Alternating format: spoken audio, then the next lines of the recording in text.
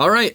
Well, I am Real Lemon, and I am here with Ink to record the first episode of Bracket Cast. The Untitled Smash Bracket Podcast. Welcome, by the way. Yeah, welcome, and thanks for tuning in, and everyone who's listening. The idea is that we are going to be recording a lot of side content, going over our opinions on fights, more details about the matches and fighters that we look at, as well as talking about some of our rules and approaches to things. With any of our given videos, we have like 85 to 90% of the research or conversations that I just can't include in the actual video, or you will click away. Even if you think you won't.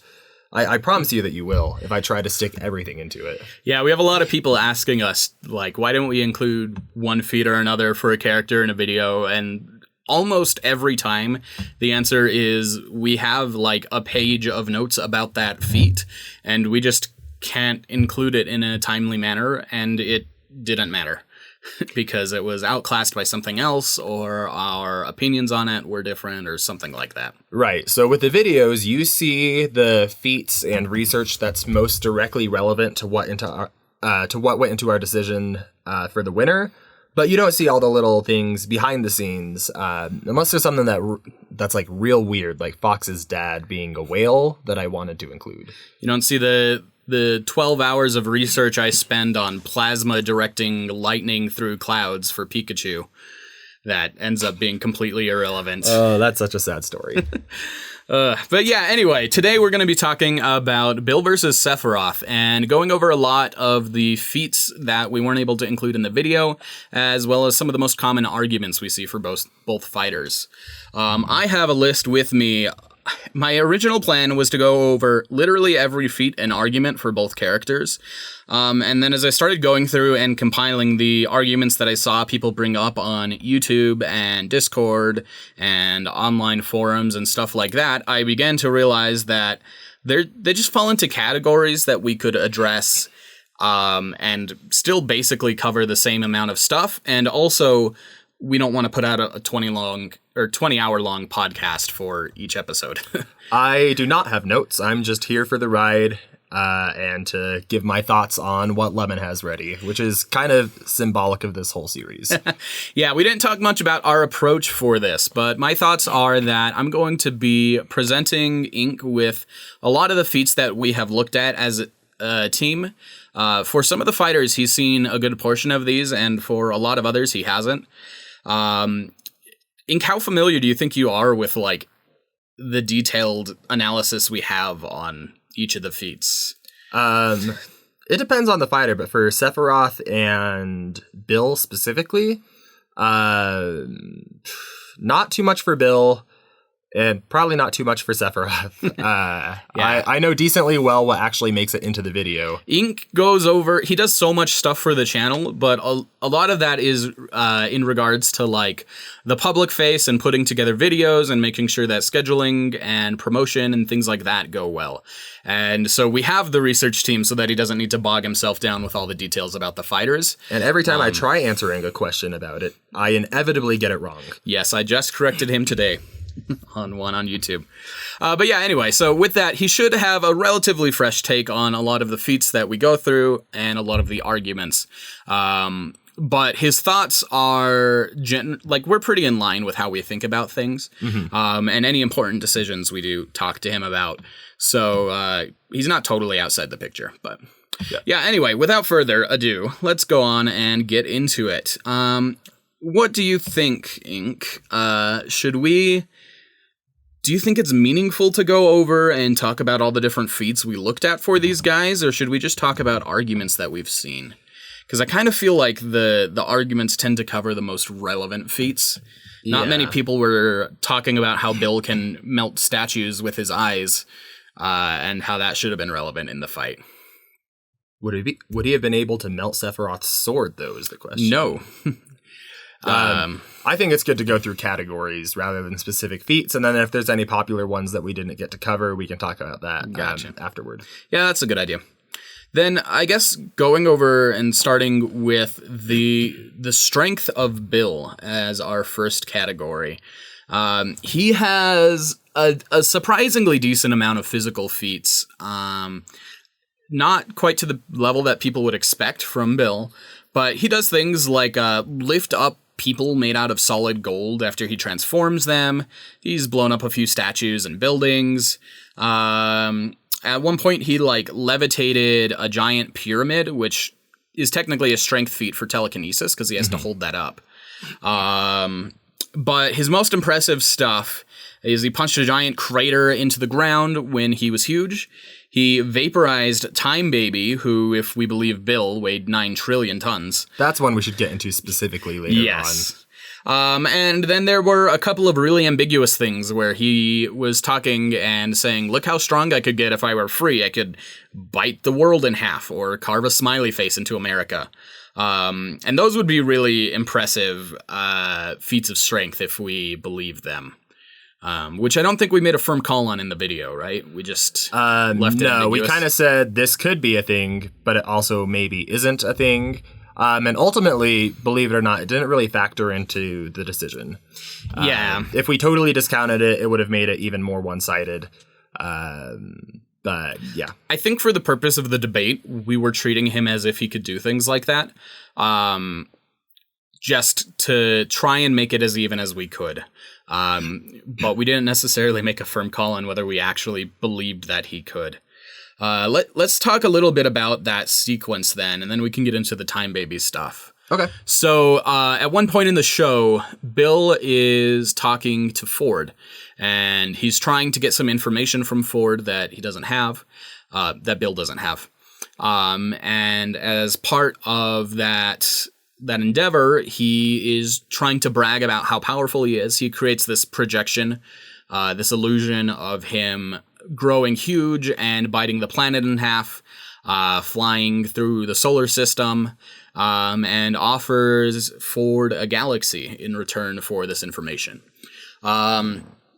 And a lot of people feel like that should be something that is universally accepted because Bill doesn't lie in regards to his deals. People say that? People say that. People who've seen the show? Supposedly. I don't get the argument because one of the major plot points is him lying to Dipper about a deal to help recover some information from a laptop he found.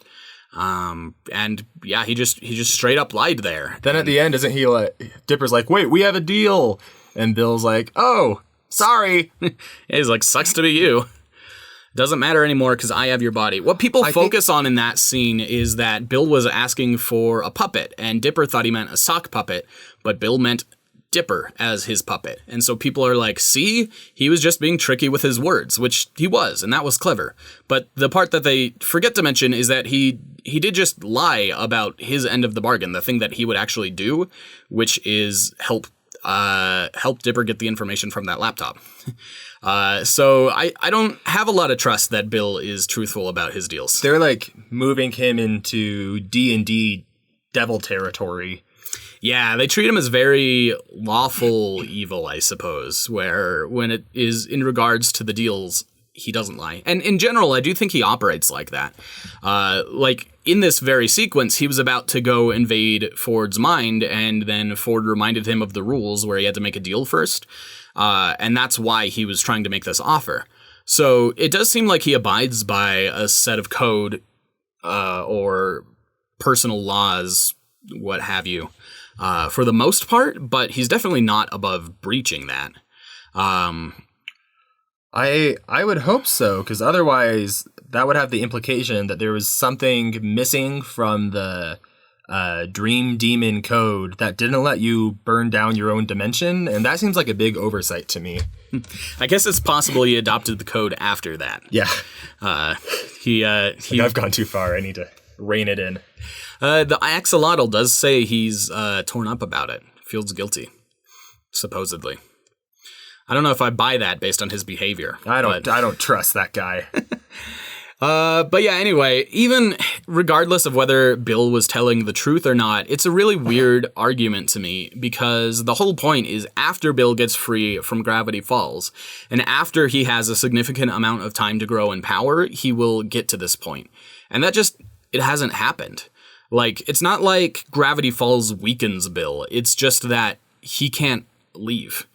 he's still getting stronger at the same rate that he would if he were free. It's just that he's not able to use that strength anywhere but Gravity Falls. This is giving me Sonic flashbacks to saying if you keep getting better, eventually you'll be faster than light. Yeah, I saw a lot of arguments like that, where people just said if Bill were stronger, he would have won, and I agree with them.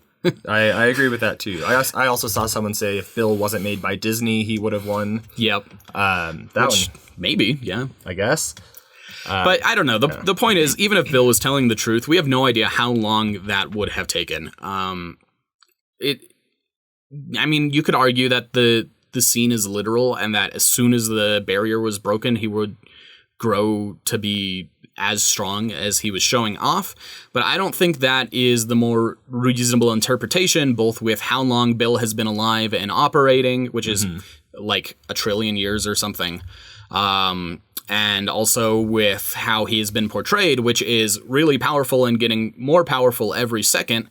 And we see that growth through the show, and it's not enough to get to the level of biting planets in half in like a day even.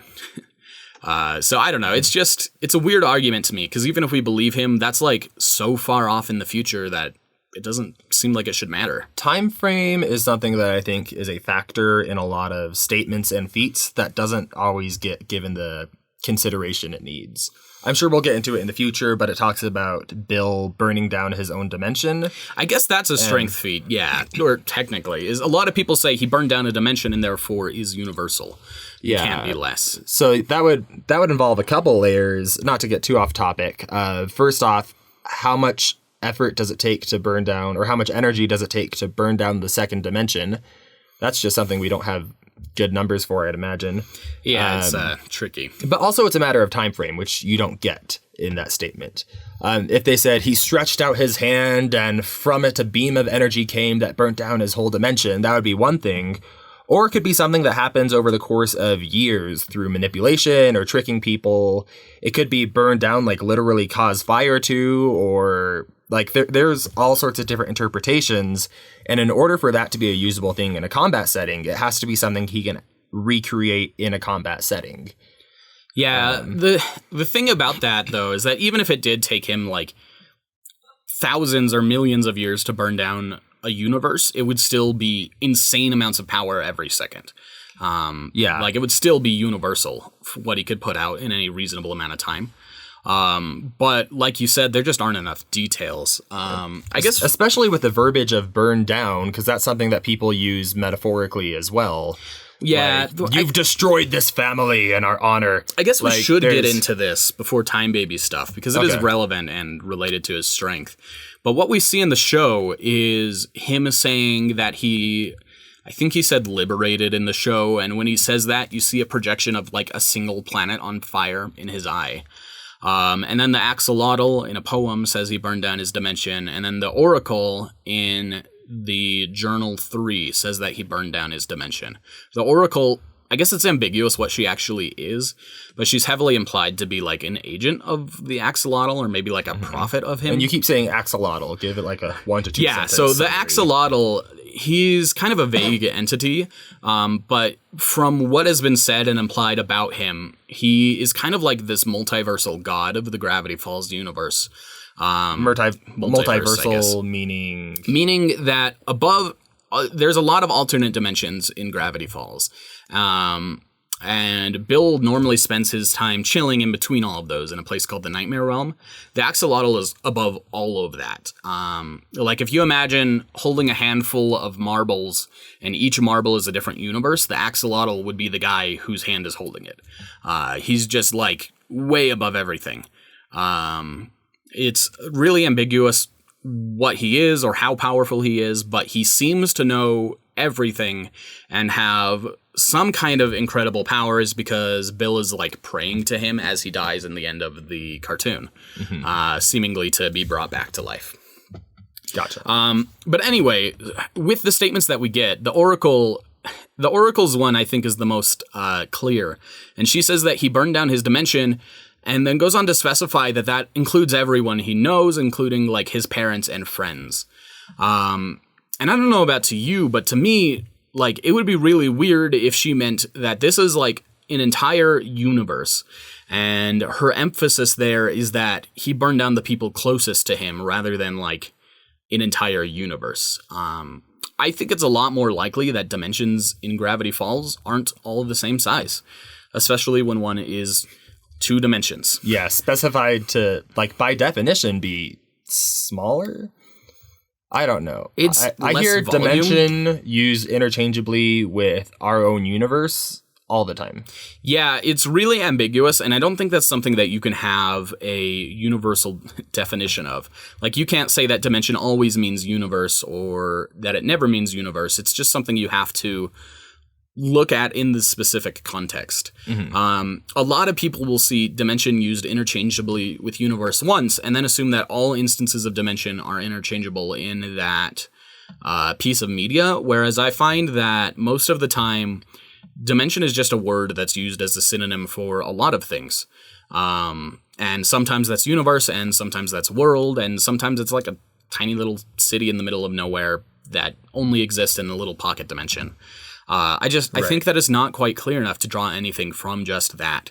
And given the emphasis that other people have placed on Bill's feat of burning down a dimension, and given that it only had 2 dimensions, I just feel like it's a lot more reasonable to assume that it's not a universal level feat, and that he's burning down a relatively small part of it.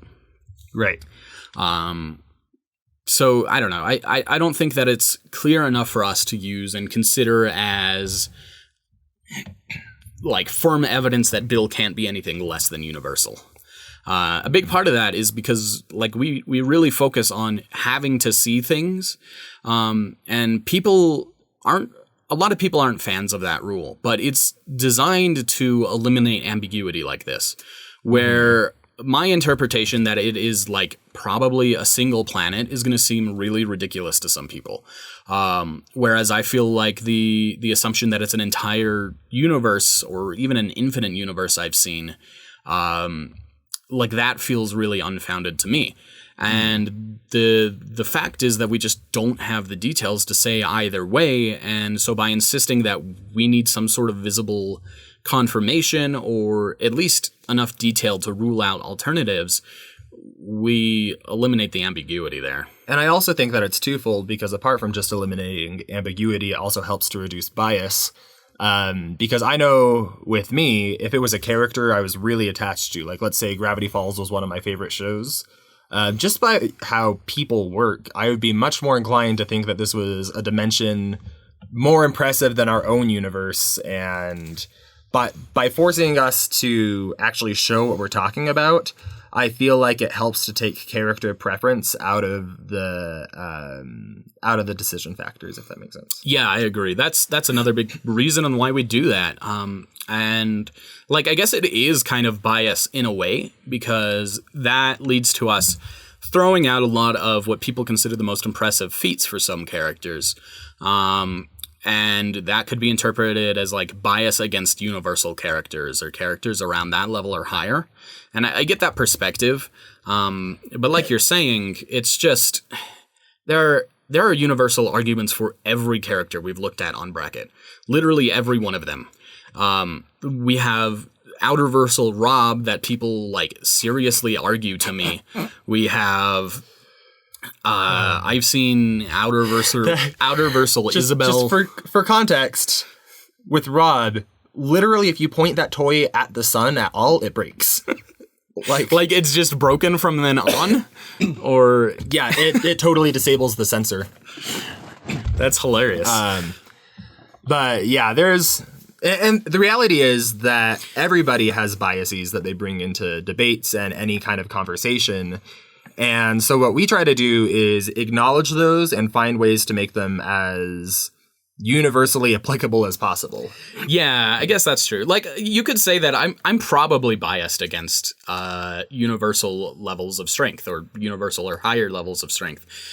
And like, that might seem unfair, but as long as we make the effort to be consistent in how we apply that bias, it at least eliminates the ambiguity between characters.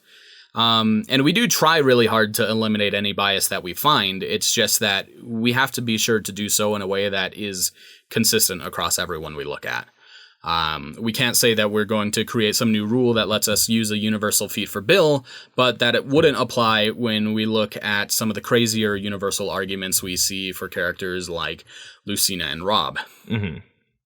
And so yeah, it's a difficult balance to strike, and we don't always get it right, but we are always trying to get it more right than we have in the past, at least. Right. But yeah, I think that covers most things. We've got the Time Baby thing left to talk about for Bill's strength. So this feat, Bill is ambushed, maybe not ambushed, but confronted by His a party group is of, busted. Yeah. It's like, hide the punch! The Time Punch. The Time Punch. Yeah, it's great. But the Time authorities come and they raid his party, and they come to arrest him or convince him to surrender or whatever. And it's a group of soldiers who are actually holograms. They weren't actually there. Oh, really? In fact, yeah, the Time Baby was the only one who was there. Time Baby is a really weird name that we'll probably need to contextualize before we get into stuff. I kind of think we should just leave it undone so that everyone who doesn't know Gravity Falls it gives you a decent image of what it is. Time Baby is a giant, he's like 15 feet tall, baby, like literal infant, riding around in a giant chair that floats. But of course, he is Time Baby, so he's not infantile. Mm-hmm. He is smart. He can talk. I've heard him called a god a lot. Is that applicable? That's a loaded term in any sort of versus debate. But. I mean, I could understand the interpretation that he is a god, but I don't think he's the kind of god that people would think of. From what I understand about him, he comes from a race called Time Giants, and I think he's the last one of them. And I'm unclear on whether it's like an intrinsic property that gives him authority over time, or whether it's something that he has gained through like consumption of time juice. Like he literally drinks time. Which doesn't make sense. Oh, I do get it's like that song. If I could put time in a bottle, the first thing I guess so. He literally does put time in a bottle. Yeah. And anyway, he has a lot of control over it, but it's not like he's some being that exists completely outside of time and space, because he did rise to power in the future. I think he conquered humanity and became a dictator. There's a scene where Dipper and Mabel go into the future and they see him on his reign of terror, and he's being like fired at by helicopters and destroying soldiers and the town shooting lasers from his eyes and crap. And lasers and crap? Okay, no crap. Definitely lasers. Maybe not lasers. That doesn't sound too out of the realm of possibility for Gravity Falls, to be honest. He is a baby. Yeah, that. But anyway, yeah, so he gains his authority through normal means. So it's a little unclear about like how outside of everything he is, but by the end of it, he is in charge of the Time Authority and all of humanity. He rules over them and employs this force to go make sure that the timeline isn't messed with. He also has some kind of wish granting powers, but again, that's unclear whether that is like a thing that he can actually do himself or only available in certain contexts. He gave Seuss an infinite pizza, which is the most impressive display we've seen from it. He takes a bite out of the pizza and it grows back. That's like an item straight out of D&D, but yeah. Instead of the Canter of Endless Water, is that what it's called? Yeah. The Canter of Endless Pizza. Pizza of endless biting. But anyway, yeah, so he's pretty crazy for sure. And he shows up and tells Bill to knock it off or his weirdness is going to destroy the universe, and Bill evaporates him. There's some context in the journal that implies that he might have even been like reduced to atoms. Mm-hmm. He'll come back. He'll get better. It got better. Which is actually another part suggesting that Time Baby's not actually like above time like everyone says, because like it still takes him time to regenerate. So he is physically there in that location and time. And if he were to exist fully outside of it, he would just immediately come back since he's regenerating anyway. But But yeah, so Bill in his canon Reddit AMA confirms that that's a quote unquote uncanon, but yeah, he says that Time Baby weighs 9 trillion tons. And so what makes that feat really impressive is that in order to weigh 9 trillion tons at that size, Time Baby would have to be absurdly dense. Honestly, I kind of fudged the calcs a bit for this because I didn't really know how to treat something absurdly dense like that.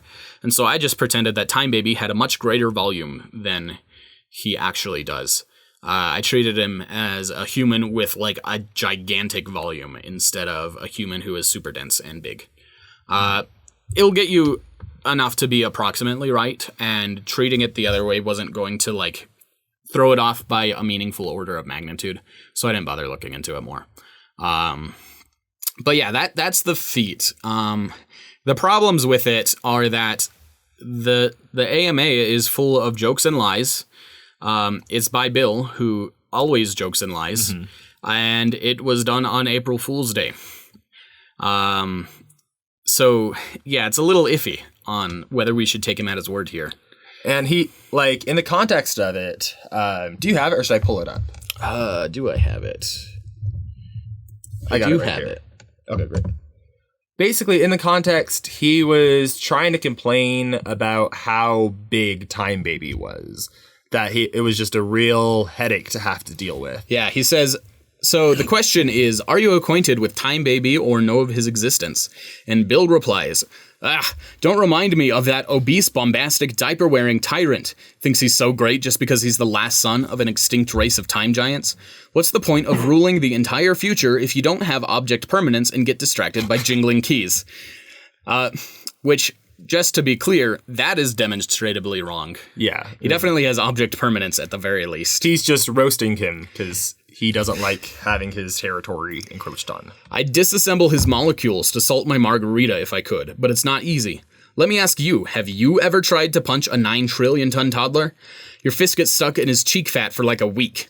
If I had physical form, and then it trails off. Yeah, so to me, that definitely sounds like he's just doing a roast of Time Baby, both figuratively and then literally.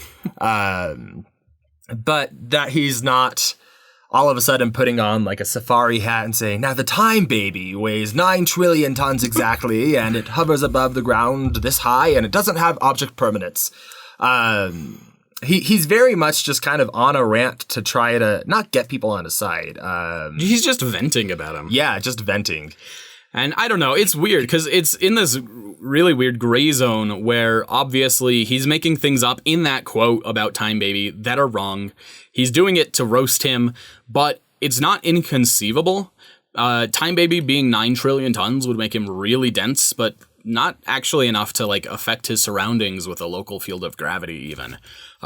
So it's not like we could throw it out for that reason. We always see him floating on his little hoverboard from the future, which we have no idea what that's capable of.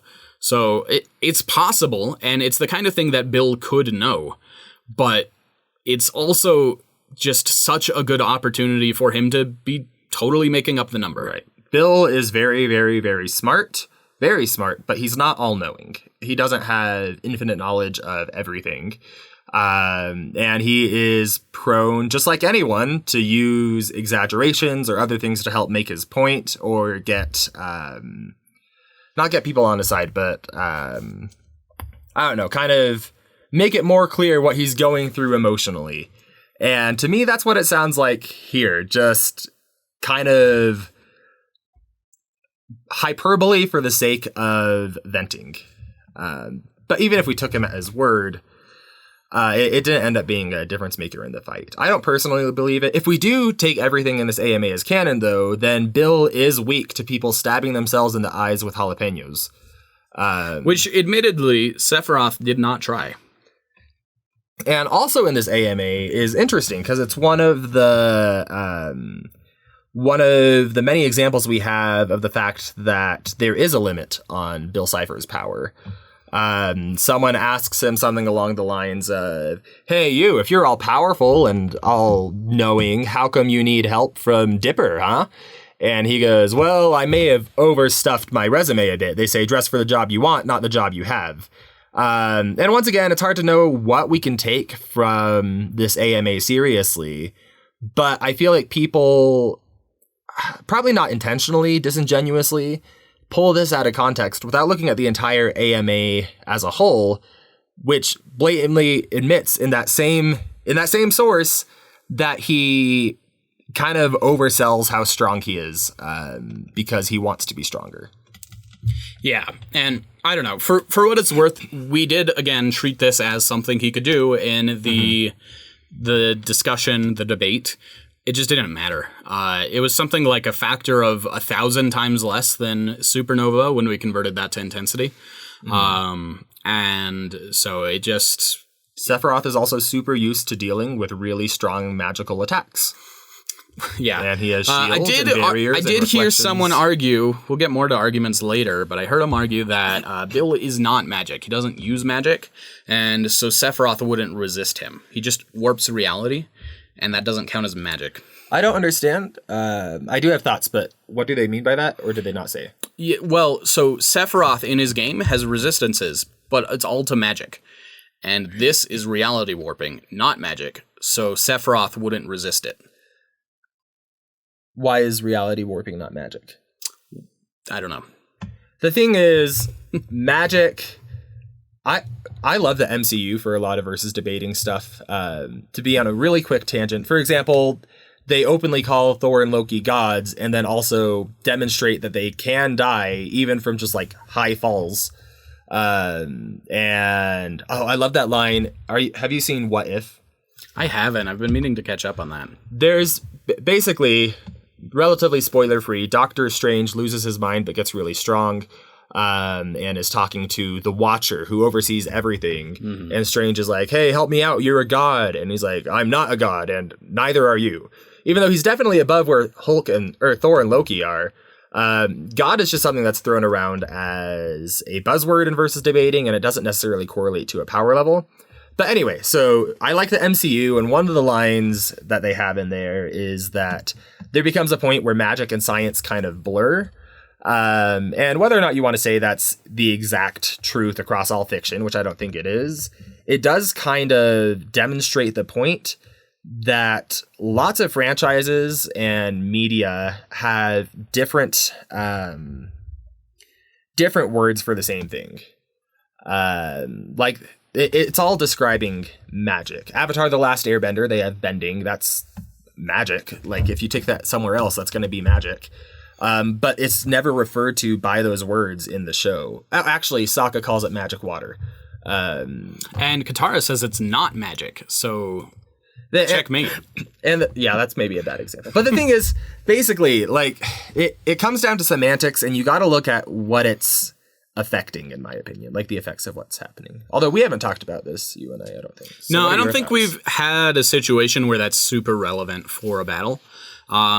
In general, how I tend to think of it, though, is that we want to keep things as accurate to the original source as possible, and we want to try and use that to compare things, but that we can't get too down in the weeds. Otherwise, like, for instance, we've got Sephiroth, who resists being turned into a frog by materia. And if we wanted to get super literal, we could say that that's not transmutation resistance. That's resistance against being turned into a frog by materia. And it's true, and I suppose you could argue more accurate, but I feel like when we get that nitty-gritty about things, debates become a lot less fun, because then abilities can't interact at all between characters because they're not from the same verse. Yeah, and people think sometimes that they want you to weigh stuff like that until it gets turned on a character that they like. That's something I've seen a couple times, and yeah. Anyway, I forgot exactly where I was going with it. It's just not a fun thing to do for anyone. I kind of like the idea of it, and I think I lean that way personally, but it's just not practical. But anyway, that covers all of Bill's strength. There were a lot of other things that he did throughout the show, but really nothing was as strong as him biting through a planet or vaporizing Time Baby, if we take him at his word. And even if we do, it just didn't matter.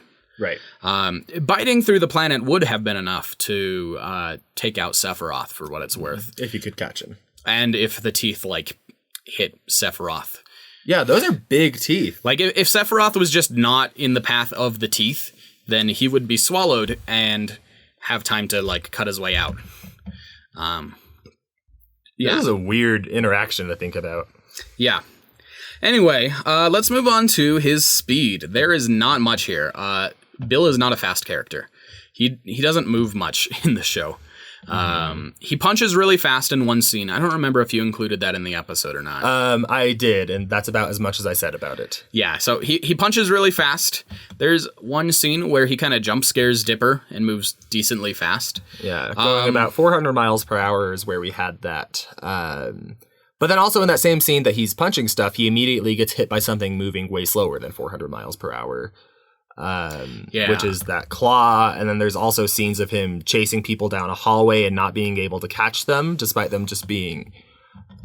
Okay, I'm saying despite Dipper and Mabel just being human kids, and there might be some argument out there. There definitely is. They fought Bill Cipher. Yeah, if they outrun Bill Cipher, and Bill Cipher is fast enough to fly to a different galaxy, which means that they are faster than light. Oh, gosh.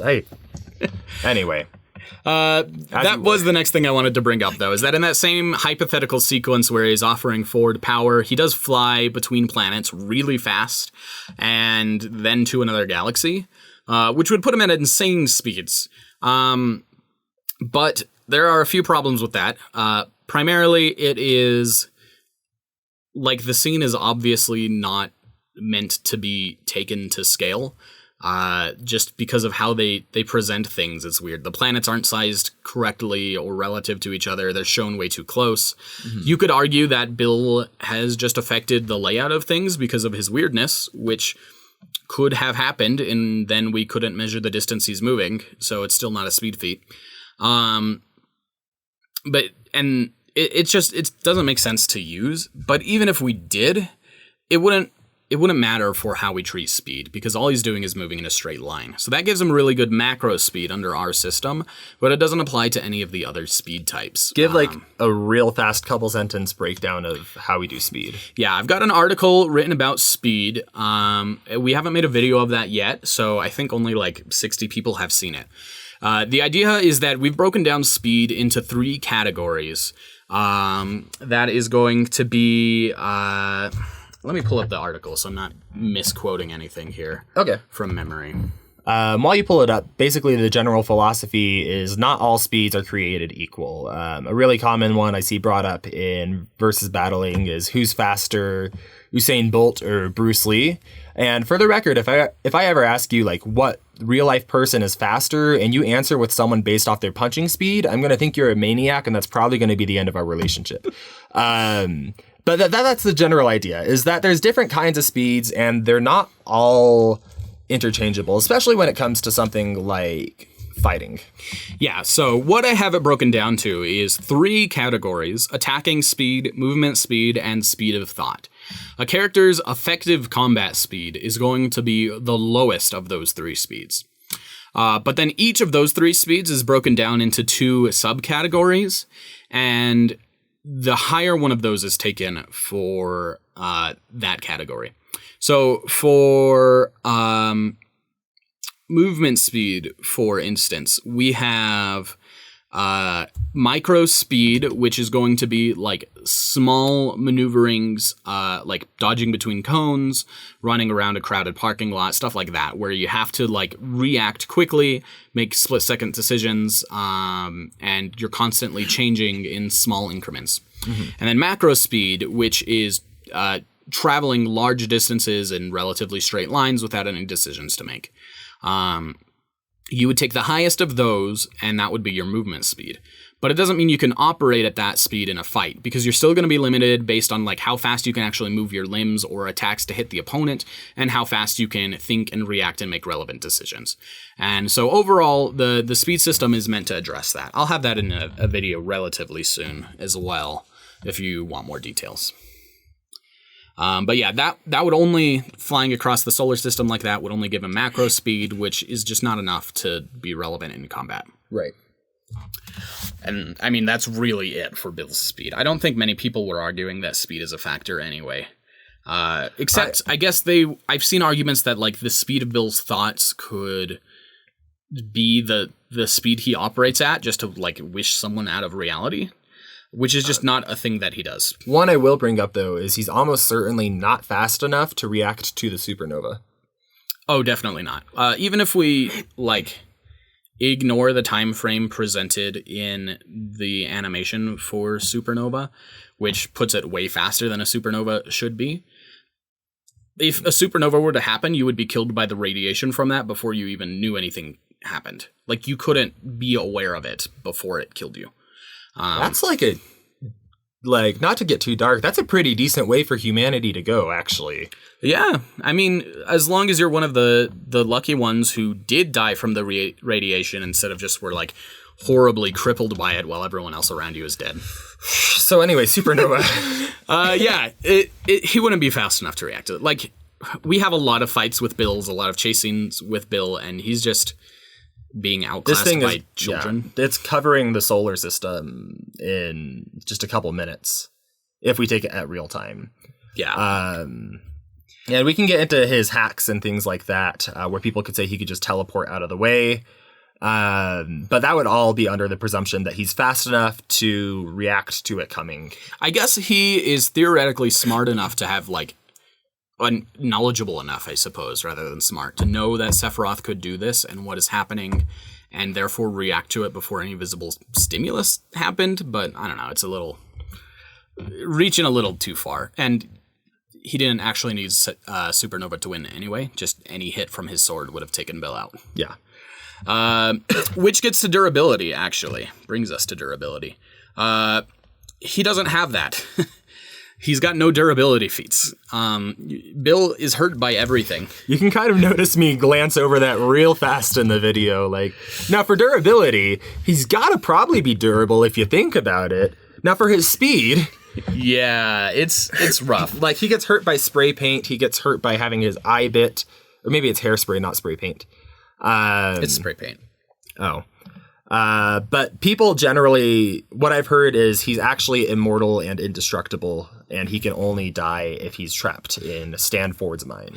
And for what it's worth, I think they are right. It's just that you have to consider the context of he's being fought by people without real weapons or firepower in a normal world. And so, yes, he is immune to their bats and their giant raptor house hands. But, like, that is nothing compared to what someone like Sephiroth could output. That's nothing compared to even what, like, an army could output. And he didn't go against them. With both damage output and speed, by the way. Like, those things aren't hitting him very fast. Sephiroth would be able to hit him much quicker, but and those things still hit him. He didn't dodge out of the way. Mm-hmm. Not to get back into speed too much, but yeah, we haven't seen him deal with anything meaningful. For what it's worth, we have Time Baby showing up with his squadron, and they seem confident that they could threaten Bill into a surrender, at least with weapons. They're really ambiguous about what they could actually do, so maybe it's not traditional weaponry. That's an option. But well, we also saw him threatened by the quantum destabilizer. Yes, gun. That was my next point, is that we have Ford's gun that he brings to deal with Bill. He's spent years working on this design to figure out something that would work. And we see it in effect, and it breaks a tree. Well, I saw a comment about that. They said, I don't even have to explain why using its damage output to a tree is really stupid. Why? I don't know why they don't have to. I'm very stupid. You could argue that it dealt most of its damage to Bill already. That's true. You could argue that the name quantum destabilizer means that it's like getting rid of him at a subatomic level. I saw someone argue that the energy source it used was basically kryptonite to Bill. And so it was... Where'd they get that from? I don't know. It's not supported by anything. It does use a special energy source. Ford spent a really long time scouring the multiverse for it, but it wasn't because it was shooting with that power source. It's just that the weapon required a lot of power, and he didn't have anything that could provide that amount of power and also be stable. And so he eventually found this radioactive element that was stable enough and outputted enough power to vapor. Yeah, which it's fun, actually, the way that they resolved that. It's not that this element he found was especially powerful or remarkably stable or anything. It's that it existed in two states, an off state where it didn't radiate anything, and an on state where it radiated a ton of energy really quickly. And so when it was in that on state, it burned away really quickly, which is why Ford only got one shot, because he flipped it on and then it fired. So it's not even like beyond crazy. It's just radiation. At most, he would be dealing with radiation. And here's the thing. People say there's no way that would actually hurt Bill, and then they go right past the fact that we have canonical confirmation that every other member of that same species was killed by being burned / destroyed in some way, with attacks that probably aren't taking out solar systems. I mean, to be fair, Bill has gotten another dimension since then. He has become a pyramid instead of a triangle. That's true. But yeah, I don't know. We see the gun hurt Bill. We know the axolotl, I believe, was the one. Well, the Oracle was the one who helped flesh out that design. Maybe I'm misremembering that. Maybe they only contributed the mind shield. So I guess I shouldn't say that. But in either case, it was meant to take out Bill. Ford is like the most knowledgeable person about Bill there is, and he thought it would work. I don't think it would work necessarily because we didn't see it work, but it did damage him. Was Bill scared of it or anything? Like, did he think it would work? I don't remember. I remember he got shot, and then he was like, "Oh, what are you doing there?" And then he turned Ford to gold. So I don't know. As you do. I know he thinks Ford is a threat because he kept him contained. But the bigger point is that Bill regenerates really, really well. And I think rather than durability, that's what people lean on, is that he could regenerate from anything. Which is what we ended up saying in the video, is he's regenerated. I think I could believe it. Because, like, they ripped out his eye, and he came back from that. They shot through his hat organ, and he regenerated that. I hated that there were bones in that. Yeah, it was gross. Because he separates it from his head. I think it might just be chilling out there. Yeah, it's a living hat. It's not even his organ. Maybe that's why Ford had to hit the center of his body for the gun to work, is because the hat wasn't him. It's like his dad's foot or something. I guess that's an argument you could make for why the gun wouldn't have worked on Bill, because we only saw it hit his pet hat instead of him. I don't want to talk about that anymore. But yeah, anyway, I think that Bill probably could regenerate, probably even from supernova, if we take the quantum destabilizer to mean that he was actually, like, undone at a quantum level. The thing is that it takes so long. That sounds like a pretty big stretch to me. Especially because, like, we saw what it did to what part of him it hit. I mean, to be fair, there wasn't any of that left there. So you could say... But it didn't grow back from the center. It grew back from the parts that were already existing. True. Yeah, that's fair. I don't know, though. The thing is that, like, his eye getting ripped out took him minutes to regenerate. So his body getting destroyed by sword slashes or supernova or whatever, it would take too long to be relevant in a fight. Even if he came back from that, he'd be down for the fight. Yeah, and that's a thing that I've seen a lot of confusion about, just our general philosophy about winners on Smash Bracket. You don't need to kill someone to win. You need to take them out of the fight. And making someone spend like a day to regenerate is taking them out of the fight. Right. Even if we say Bill could regenerate from anything that Sephiroth could do, and say that Sephiroth couldn't actually ever kill him, he's more than capable of harming him enough to make him useless. And that's really what we care about. Right. So, yeah, he doesn't have the durability to shrug off anything Sephiroth can do. And his regeneration is really potent, but not instant enough to matter. Not against huge levels of destruction, at least. Right. That covers all of Bill's physicals. We have a lot of hacks to go over. And then a bunch of arguments and scaling for him. Great. So with his hacks, let's specify hacks, because I don't like that word. That's true. I've adopted it because it is just so commonly used, and I can't think of anything better to describe abilities. Abilities, I guess. The thing is, hacks. So hacks and abilities are kind of used interchangeably, but hacks is more common. They're generally they're non-stat ways of getting win conditions. Is that accurate? Yeah. Or I guess you could have stats on them, but they're non-physical. Like, let's go with Mega Man, for example. He's someone who does have some physical feats, but by far, his biggest threat is his versatility, from being able to turn you into concrete, reverse gravity, shoot bubbles at you, things like that. Those are all hacks, things that don't really rely on his statistics. I don't like those because I feel like it delegitimizes them with the word hacks as a win condition, and it kind of makes them, like, I've heard people people talk about who would win if you took hacks out of the equation, and that's just taking the character out of the equation. Like, not every character is going to be strong physically or fast or durable. Bill, for example, well, we do know he's strong, but his biggest threat comes from the things he's able to do outside of that.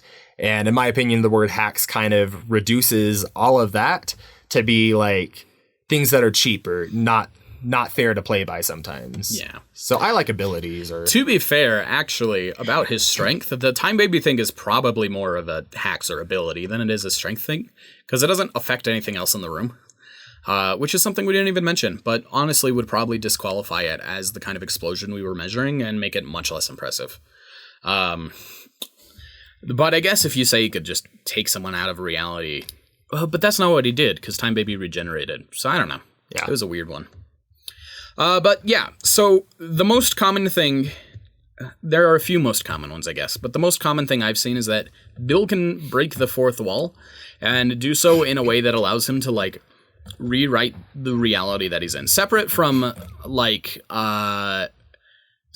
being able to change reality, like turn a fish into a stone, he can literally, like, go and change the script or whatever he wants. Now, something that we stumbled across that's kind of interesting is everybody talks about Bill like he's this character who constantly breaks the fourth wall, basically like he's Deadpool.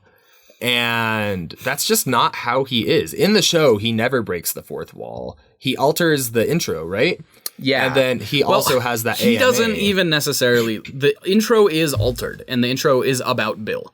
And it says that Bill, like, produced it and stuff, but we don't see him alter it. I feel like it's just a fun thing they did for the intro. I feel like that, too. People like to take that stuff really literally, and I guess I kind of get it. But they do also say that he broke the fourth wall and then possessed his creator to do an AMA. Yes, which is what the creator said happened. He said he was possessed by Bill for the AMA. Which has led to the argument that I've heard multiple times that Sephiroth wouldn't win because Bill could just possess me, Inc., to have him win. Which, unfortunately, I resist Bill Cipher possession. So out of all hosts, it's unfortunate that it had to be me running this one. But also, like, I like your response to that argument. Is that if he could do that, then let him do that. You know, if he can break the fourth wall and possess us to change the outcome, we'll go ahead and do that once he possesses us. I will have zero issue. I will need therapy, actually, if that happens. I don't want to say that. That might break my understanding of reality. Oh, man. But I don't know. I get that you shouldn't apply that argument. You shouldn't say that a character has to do something to you in actual reality. But if your argument is they could possess you, like actually me, then there's no way to counter that without talking about me. Yeah, I don't think it's a great argument. And also, I feel like the way that Bill is presented isn't that he is aware that he's in a cartoon or that he's in some other reality from us. I feel like it's more presented that his reality is our reality. And he knows that we watch him in a show, but not that he's a creation. He's just a part of our existence and one that can interact with us because he's a part of our existence, which doesn't make him break the fourth wall. It just means that he's intended to be a part of this. That's reality. What it felt like more to me than the creators trying to say Bill can break the fourth wall into our dimension. Is more Gravity Falls takes place in our world. They gave it a location in Oregon. They have like real world Easter eggs, if I remember right. Yeah, they did a huge scavenger hunt in the real world. It was super cool. And I think that's supposed to be the implication, is that it exists in our world. But obviously, Like, I don't want to be the one to break this to people, but he isn't real. It's like this. I don't know. I'm getting down a rabbit hole here in my head. Yeah, I don't know. The only thing that can be explained by that is the intro, I guess. And that just, it doesn't, in general, we don't really look at intros. Just because they're so prone to artistic representations of a character that are vastly outside of normal. We could get some weird Death Note stuff. That's true. Maybe he could actually That is my favorite opening to a show ever, like cinematics for both of them. Yeah, I'll need to check that out again. I haven't seen it in a long time. It's really interesting. Like, I'm not going to get on a tangent of it, but it's all like biblical imagery in a way that kind of like, I don't know. I almost made a whole video on this on Ink Things. And my favorite. That's not why people are subscribed to me. My favorite opening is Attack on Titan because all of the openings and endings are brilliant and they spoil the entire show. And you won't even notice it until after you've seen the spoilers. Yeah, it's great. But yeah, it's he can't break the fourth wall in the way that people think. And the biggest argument I've seen for why it would matter, just it didn't happen. We were not possessed, or if we were possessed, we didn't know it, and he made himself lose. So, I guess that's an option. I've also seen people mention that Bill is omnipotent or omnipresent or omniscient, all-knowing, all-powerful, and all-present. And he is none of those things. We see clear limits to his power, like him being hurt by spray paint. Or a claw moving 20 miles per hour. Or not being able to break the house that he is fighting. But that's just plot-induced stupidity. If we were accurate, he wouldn't have been hit by that because he's stronger. Yeah, I mean, I don't necessarily disagree with the concept of plot-induced stupidity, but when the entire plot contradicts the supposed power level, I don't think that power level is real. Yeah. Which is unfortunate. Like, that's so unsatisfying for fans that spend all this time making a character strong. Like, the Sonic fan base, for example, and then Super Sonic, who's definitely supposed to be like, okay, bear with me, I know it's not technically accurate. The fastest version of Sonic, like, just slowly floats there as Eggman's trap closes around him in Sonic. Why are all the Super Sonic segments the worst? You go the slowest in the games. Not even just, like, by doing calculations on it. They're just the slowest gameplay. They feel terrible. No, Where Sonic is slower. Okay, that's true. Super Where Sonic. We need that in an animation. Ugh. With the Excalibur armor. We could make some horrifying amalgamations of Sonics over the years. With the Sonic boom legs. Oh my gosh. Ugh. Bring it all together. Stop. Okay. Sorry. Omniscience. He does not know everything because he needed to get information from Ford and was tricked by every character in the show. And just like regularly needed to find information. What he is incredibly knowledgeable because he just spends trillions of years watching all realities. He says he can see through everything that's a triangle. So every triangle in every reality gives him a view into that reality, but he still needs to like look through and process that. And retain the information. So he can forget, he has things he doesn't know. He's really, really smart. We're not doubting that, but he's not omniscient. Probably smarter than Sephiroth. Arguably. Or maybe. Sephiroth is also crazy smart. Sephiroth has absorbed all of the knowledge from everyone who has ever lived, and arguably retains that better. We'll get to that later, though. Yeah. Omnipresence is wrong. He chases people and doesn't catch them, which wouldn't happen if he was everywhere at once. The implication with that I hear a lot is he can just teleport anywhere he wants at any given time to get in the way or out of the way of anything he wants always. Which is also not a thing that he has ever done or come close to doing. So, I don't know if are we talking about him hopping between dimensions later? Because that's something that people We can talk about that now. It makes sense. He can't do that. He can't travel between dimensions on his own. That's the entire point of the show, is that he wanted to get into reality and he couldn't because he couldn't make a portal. He needed Ford to make that. Would he be able to get out of Sephiroth's pocket dimension? No. That's kind of what I thought. But there's such this big perception that he can. That he can just do anything. I think it's because, like, once he comes into reality, he's like, yay, look at my portal. And Time Baby calls it his portal. But it wasn't his portal. He didn't make the portal. I think the genie from Aladdin might have better feats. Like, across the board. I wouldn't be surprised. That's not an official Smash bracket position. That's me spitballing. Tune in next time for Bill Cipher versus Aladdin's genie. They would actually have really fun banter. That would be a super fun episode. Except the problem is we couldn't do banter with the genie because we don't have Robin Williams. And every genie who tries to be him just sucks. Will Smith's genie was all right because he wasn't trying to be him. But I agree.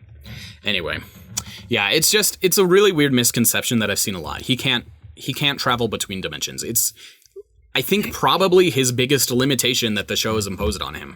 I bet that comes from people knowing he came from the second dimension and that supposedly higher dimensional beings are scared of him. We'll get into that later. Yeah. But yeah, he got from the second dimension to the Nightmare Realm. But the Nightmare Realm has portals to every dimension anyway, so you could just find one if you look hard enough. I guess. I don't know why he didn't find one to get into the real world, but they exist. And I suppose... I don't know. People have all these power expectations of Bill that makes him stronger in verses and so much less interesting as a villain. He could be summoned even before Weirdmageddon, and he could show up that way.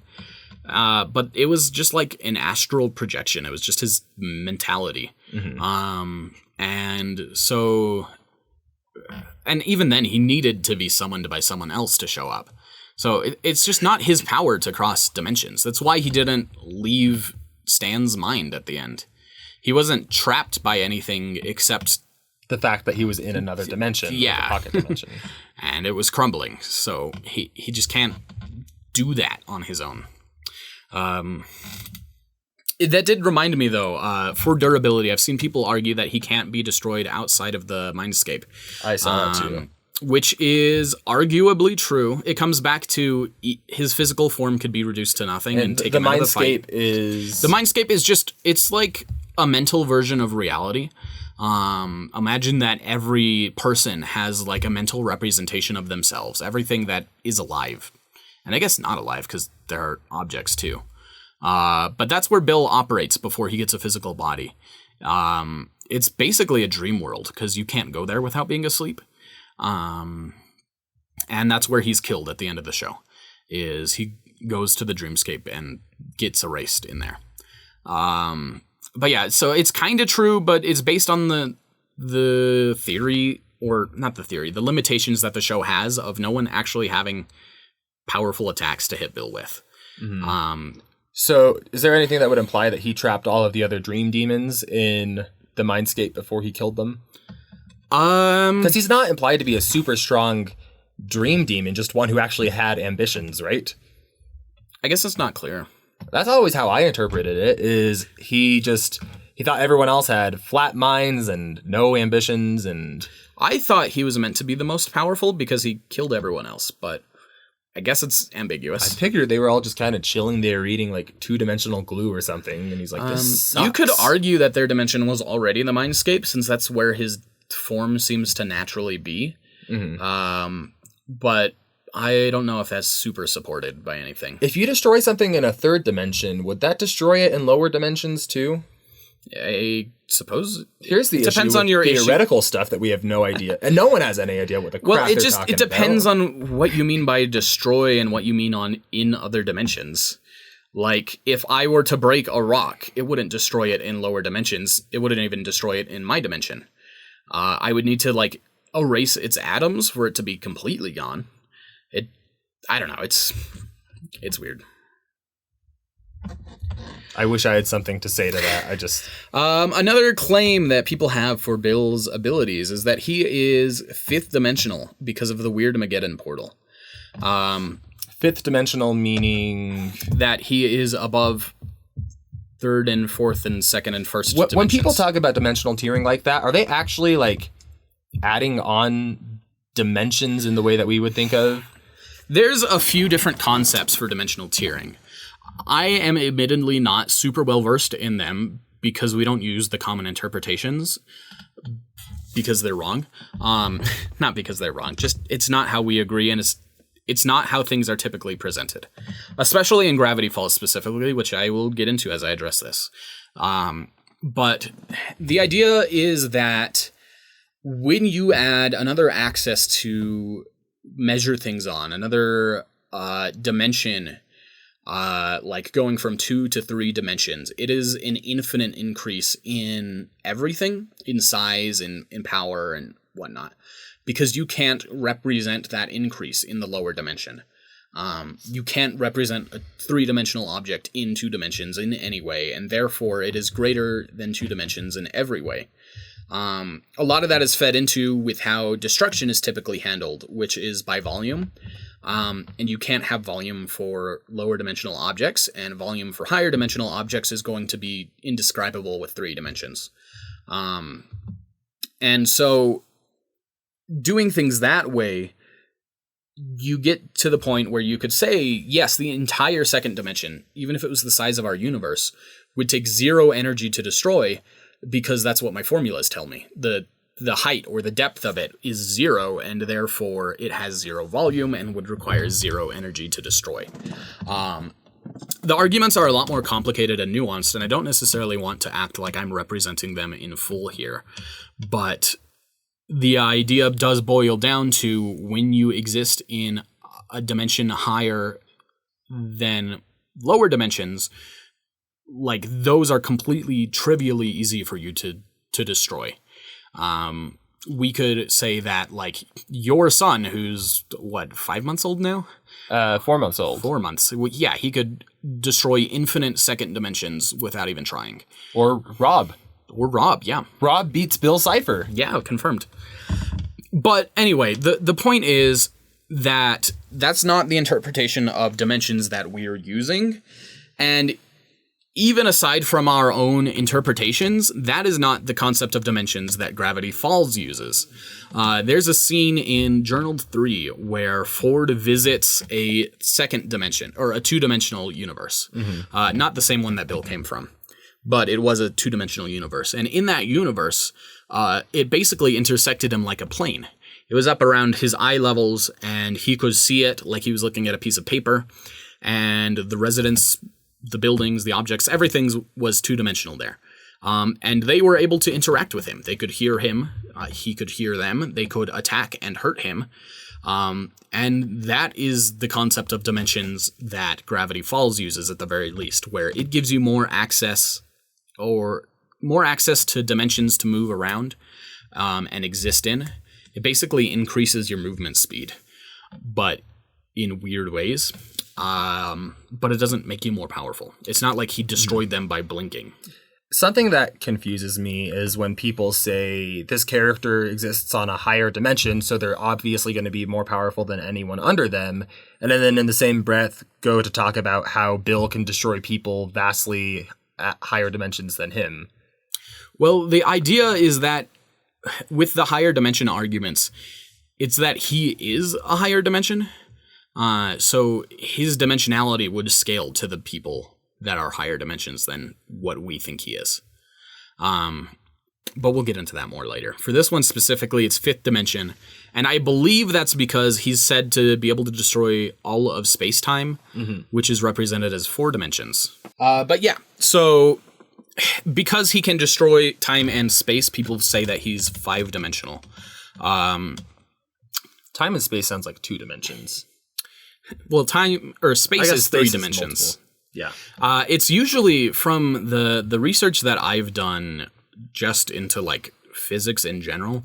Time space is considered 3.5 dimensions usually, not 4, because time is like its own half dimension that would be present in every other dimension and isn't reliant on other things. But regardless, that's how it is perceived, is that because he could destroy the entire 4th dimension, he has to be 5th dimensional. I don't know why he would have to be 5th dimensional, because you could destroy the dimension you are in, just like he did when he was 2nd dimensional. But that's the argument. A lot of layers on this. Yeah. The big thing against it is that the portal the Weirdmageddon rift was not something Bill made. That was something that Ford made. It's like a device, right? Yeah, Ford made a portal, and the portal broke down, and it tore reality. Well, that's just plot-induced stupidity. Bill could have just done it. Yeah. If it wasn't made by Disney. That's the biggest thing, is that he just doesn't have control over this. So even if we say that portal itself was fifth dimensional, Bill wouldn't be. Right. But again, there's no reason why it would need to be a higher dimension. We don't really even use scaling in that way. And let's see what else. I think just the general idea that he was like being dealt with by people. They were giving him a run for his money. They were not fifth dimensional. Who are definitely people that are up to some weird supernatural stuff, but not superhumans. Right. Maybe Ford is. He's pretty cool. Like, here's the thing, is people will argue by scaling to Bill that they are superhumans. Doesn't that kind of take some of the enjoyment out of the show for you? It does for me. Yeah, it just makes it different. Yeah. Like, it's less grounded, and I feel like the grounded nature is what made the stuff like the weirdness scary to begin with. But yeah, it's interesting for sure. There's also a really big point. This will be relevant again a little later when we talk about his 11th dimensional arguments. But like, they made a big point about him getting a body and gaining a third dimension. Like, that was a massive huge accomplishment for him. And it would be really weird to say that either before or after that point, he suddenly gained a lot more dimensions that weren't shown off. His whole point is that he wants to ascend to higher dimensions to show that off. And I don't know. It's this weird gray area of people wanting to describe Bill to be stronger, so he sounds more in line with how he's been described. But then the price for doing that often involves unwriting a lot of his major plot points or limitations that made him interesting. Yeah, it's I agree. I feel like it's important to look at the limitations that the show had, because they had them for a reason. Yeah. And I don't necessarily want to say, we're trying to keep him to what the author intended him to be. But we are trying to keep him to what is shown. Going over just some rapid fire hacks he has. Not many of these were meaningful because they either wouldn't incapacitate Sephiroth, who just resists everything, or he would resist them. Yep. So, he has like disassembled furniture and people to rearrange and like teleport them. Which is neat. That could be interpreted a couple different ways. He could maybe stop that process halfway through, I suppose, and then they are unbound. But to me, it felt more like a fancy effect on teleportation. Yeah. So, which is frustrating because that's where he's talking with either Ford or Stan. Ford, yeah. Right. He's kind of using it as a narrative device, like as he's talking, to help keep things interesting, and he doesn't use it in combat. And I'm sure he could. The issue is, like, I don't know. Mm-hmm. He also has a thing where he brings Mabel inside of his stomach. Yeah. Which is kind of similar, bringing someone away for a short time and then teleporting them Though, to back. be fair, that one was in the Mindscape. So, a little more ambiguous on whether he could do that or not. I do believe that Bill is probably more powerful than he demonstrated in the show, and he just didn't have a reason to display that level of power when he's fighting literal children and normal people. But I don't think it's that vastly different because he was struggling with a giant house trying to incapacitate him. Begging for help when he was trapped in a pocket dimension. Yeah, it's just, I could believe he's slightly more powerful, but I feel like the limitations that he has shown are consistent with, like, the narrative of the show. Right. He has his weirdness bubbles, which do crazy things, like they turn inanimate objects into animate objects. They'll, like, change the style that the show is in for one sequence. That was interesting. They will just all sorts of random effects. It's kind of implied that they could do absolutely anything. It makes people go crazy. But most of those are going to be like transmutation, which Sephiroth is immune to, or madness, which Sephiroth is immune to, or it would create like a couch to help him fight, which he doesn't control the couch, and also it's a couch, so it's not very relevant in the fight. Like even if he was able to turn the mountain that they were next to in that animation into something fighting for him, Sephiroth is above that and could destroy the mountain. Right. So it didn't matter. He could turn people into tapestries, which is transmutation, and Sephiroth is immune to. He could shuffle the functions of every hole in someone's face, which might work on Sephiroth, actually. That's transmutation, sure. That's how we ended up classifying it, but I see the argument for that being different more than I see it for a lot of other things. How? Because you're not changing the material that it is. Transmutation is more like turning one thing into something else, whereas this is just rearranging the same thing. You're changing one part of his face into another. Okay, what's the transmutation? If anything, I feel like this would be lesser transmutation, but it does feel distinct enough to me that I could see the argument. You looking up that definition? Yeah, the conversion of base metals into gold or silver. Oh, it is not that. Well, that's kind of the context around transmutation, though, is that it was something created in alchemy in order to create gold out of not gold to make money. And in its like application in pop culture and other media, it has become something similar where it turns one thing into another thing. Mm-hmm. So it's a little different, but if anything, it's weaker. He's petrified someone, which Sephiroth is immune to. Petrification specifically, and also transmutation if you wanted to classify it like that. Stanford says that Bill's power grows stronger every minute, which might be true, but it's not to a relevant degree. If they said, like, Bill's power grows 50% stronger every second that he fights, and then 4 fights we see that, like, measurably, like, 20 seconds in, he's way stronger than he was, and another 20 seconds, he's way stronger. Is that something we would carry on into an animation that might go beyond the time frame he's operated in? I'd be a little worried about that getting into like no limit fallacy territory where we just say he's infinitely strong over time. You can actually increase to infinity, but anyway, the point is that I would be a little worried about going over too much, but I think that would probably be reasonable to include. Since, gotcha. Like, if it was demonstrated to be a real measurable part of who he is. But it wasn't. The increases weren't enough. That's the same argument as the sonic light speed in base form. At this rate of growth, you'll surpass light speed. We just don't know what the rate of growth is. I could say that about, like, anyone.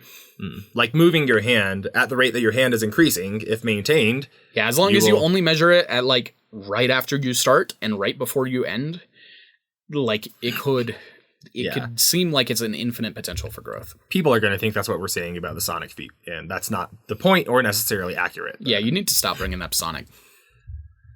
Yeah. But anyway, I've also seen people say that, like, we only used Bill where he was at in the show, and it's not fair, because if we used him at some point in the future, after he gained all of his power, he would be way stronger, and therefore win. Which might be true, but we aren't using a Bill from the future that didn't happen. We're using the Bill that we see. The whole point is he wasn't good enough to make it to that. Right. So, I don't know. I don't think it matters. Weirdness wave, which is the same as the weirdness bubbles, but in wave form. He turns Stanford to gold, which is petrification or transmutation, and Sephiroth is immune to both of those. Just so dumb. Like, Sephiroth resists everything, and it's so cool at the same time. He rotates the entire local region in the mindscape. He tips his hat, and the world tips with him. But that didn't affect anything. Like, Dipper was fine. It made him trip, but not fall like he... And also, Sephiroth is not necessarily immune to that, but he does fight a summon who does the same thing, but more impressive. Really? The summon flips the entire world, and then it falls. I don't know, it's kind of ambiguous, but it definitely at least flips the local region completely upside down. What's that one instead of called? Just 90 degrees. Typhon? Cool. Typhoon? Something like that. He claims to be made out of pure energy, but that was in the mindscape and before he got a physical form. After he got a physical form, he was no longer made out of energy. So that was matter. Able to be hurt.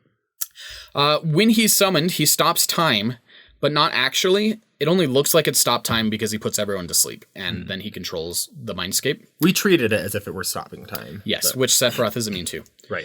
When he comes from Weirdmageddon, he seems also immune to stop sleep, time by the way. again. Yeah. And again, Sephiroth's immune to it, and he doesn't actually stop time because, people still run away from him. So he doesn't have the full control of time that he might be implied to. You talked about how he absorbed and spat Mabel back out. That was in the Mindscape. He might be able to do it, but it was... I don't know. It doesn't nullify every attack because he takes physical damage. Mm-hmm. So it's not reliable, at least. He did read Mabel's mind one time and create a physical representation of what he read. So there is an argument that he could read minds. It just, I don't think would matter in this fight. Yeah, that was something we had to talk about with Mewtwo versus Sephiroth, is Mewtwo would also be able to instantly read his mind. Yeah, the difference is that Mewtwo had things that could theoretically get him the win, whereas Bill doesn't. I guess you could argue that Bill maybe he could conjure a giant anime sword out of nothing to surprise Sephiroth. I guess we didn't consider that angle. A lot of the win conditions we thought Mewtwo had, though, ended up going away last minute, so yeah, he didn't have as much as we thought anyway. And he can shapeshift in the Mindscape, at least, into Seuss, and act like people, which wouldn't matter. And we also referenced... He shapeshifts into a lot of other things, too. Mostly while he's dying. I guess so. Like stone and whatnot. Something I saw... Do you have more? Nope, that's the hacks. So something that I saw is Sephiroth might be able to resist all these things, but Bill could just make it so he doesn't resist them. Yeah, with his reality warping, which is just not something he's shown to be able to do. I think they meant they would possess us. He would possess us to go find the creators of Final Fantasy VII. No, I'm pretty sure... You did feel inclined to start learning Japanese around the time we were working on this episode, right? Maybe Bill's got a long-term That's Bill working on you. Yeah, I don't know. I think the argument is that he would be able to basically look at the makeup of Sephiroth and flip the resistances to their off position, like it's a breaker or something. And then Sephiroth wouldn't be able to resist something. And I don't think he can do that. You could say Sephiroth could do that, and there's about as much to back it up. I mean, to be fair, Bill does have more reality warping abilities than Sephiroth, so it's more supported. But it just... even aside from specifically getting rid of resistances, which you could say, of course he doesn't show that because no one has them in Gravity Falls. Actually, you know what? That's wrong because Ford has a metal plate in his skull. And that makes him immune to Bill's mind influence. And Bill doesn't get rid of that. Let's just plot and do stupidity, though, and if it wasn't owned by freaking Disney and the mouse, then... So yeah, I guess there is an example of that not happening. There you go. I don't know. The thing is, people say a lot of time they have an issue with our research. What they really have an issue with is our interpretations. Yeah, which I get. Yeah. I don't blame people for disagreeing with I'm our hoping, though, that these can show people just how much you actually look into it, and I pretend like it was me. Yeah, well, I don't know. There's so much to talk about with these characters. I'm already skipping huge portions of what we looked into. Like, I've read the whole Journal 3, I've watched the show, read all the comics. I didn't read the books. I actually somehow missed that there were books.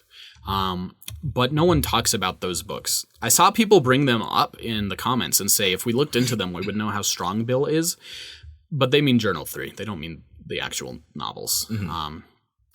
If we look at Bill again, I will read those, though, I promise. Yeah. Which, based off these views, I'm not opposed to looking at Bill again. And we are slowly turning into Cartoon Rewind. I'm pretty sure that he doesn't actually show up in those books because the wiki doesn't have any appearances from him in them. Which is, I think, how I missed them because I only looked at the stuff that had him or the Nightmare Realm in it. Mm-hmm. But yeah, it was my bad. I wasn't thorough enough. But from what I've seen, none of the arguments hinge on stuff happening there, at least. We have a couple of arguments for scaling. We have people saying he should be outer-versal because he possessed his author, which we've talked about. Meaning capable to function outside of his universe. Yeah, I'm going to be honest. I don't understand outerversal compared to a lot of the other terms for higher end stuff. But the idea is that he exists so far outside of his reality that it is like malleable putty to him, and he can do whatever he wants with it. Gotcha. Like, since he's outerversal, he could do things like just get rid of the barrier trapping him in Gravity Falls, or just make it so that he knows the knowledge he was seeking from Ford, or make Teleport it so out of his mind. Yeah. Or just to make it so that the twins he's chasing are captured. Or make his own three-dimensional form take over. Or make it so he doesn't have to wait for Ford to create a portal for trillions of years, because he can just do what he wants. But yeah, so that's not true, because it's very obviously contradicted by a huge amount of things. We've talked about it. He's just in the same world as his author. So he can possess people, sure, but it's not because he's like some crazy entity. Yeah. And then we have Bill scaling to being 11th dimensional because, all right, so the argument here is there's a UFO in the show that crashed, and it is arguably the cause of all the weirdness in Gravity Falls, but it's a little ambiguous. But the point is that in the journal, Ford says that the only place that he's seen the skeletal structure of the people remaining in that UFO is with this one race of aliens called the Trilazx Beta aliens. I don't know how to pronounce that word. It's got 2 Z's and an X at the end. But yeah, they he says exist somewhere between 7 and 11 dimensions at a time, and that's why they probably crashed, is because they're existing in all of these at once, and so they have a terrible sense of direction. And so what people say is that there are these guys existing in 11 dimensions, and they are afraid of Bill, and therefore Bill has to be a threat to 11 dimensions and is therefore 12th dimensional. The problem is that there is no source on them being afraid of Bill. I looked and could not find one. I mean, maybe that's why they crashed. They saw a picture of Bill and freaked out. They like swerved out of the way. I guess. I double checked. I looked through everything. I tried to find sources online, and they're not, like, no one has ever shared one. I found the source for the 7 to 11th dimensional existence, but nothing about Bill at all in relation to them. I think that the argument is that Ford, in other instances, says that Bill is a threat to the multiverse, and the multiverse includes these guys who are 11th dimensional, and therefore he has to be a threat to them because he's a threat to the multiverse, and therefore is 12th dimensional. I don't know. What are your thoughts on all that? It sounds like people really wanting Bill to be more than he is to me. Like it's just. It's not what's going on here. And it's built off of the premise that having a higher number in front of dimension makes you more powerful, which we don't buy into. And it's built upon Bill being able to intimidate these guys, which we don't buy into.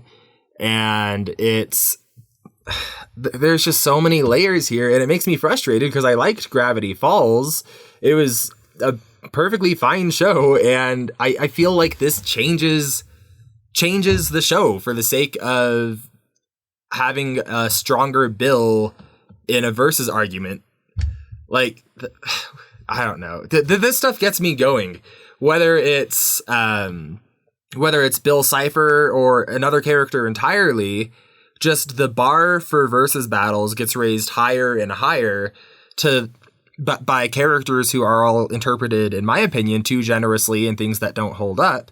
And then in order to have your character be stronger, you need to add like very weak arguments for 11th dimension or 12th dimension Bill. And it detracts from the story, and it detracts from the character and what made them interesting. And I think it makes it... That's all I have to say about that. Not...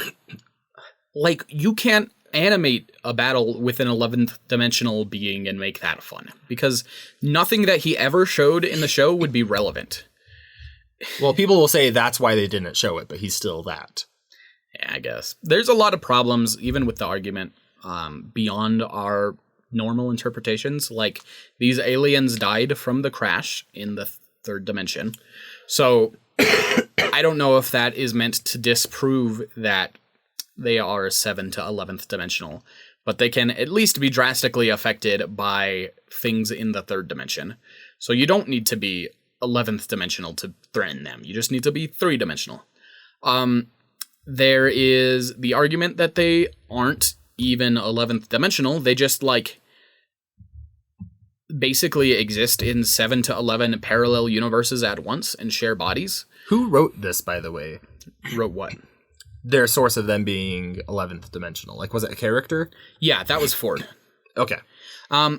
He didn't actually even say that these things that he found were the things that exist in those dimensions. He said that the only thing he's seen with the same skeletal structure is those creatures. So it might not even be them. I don't know. It's just a lot of issues. You don't need to, like,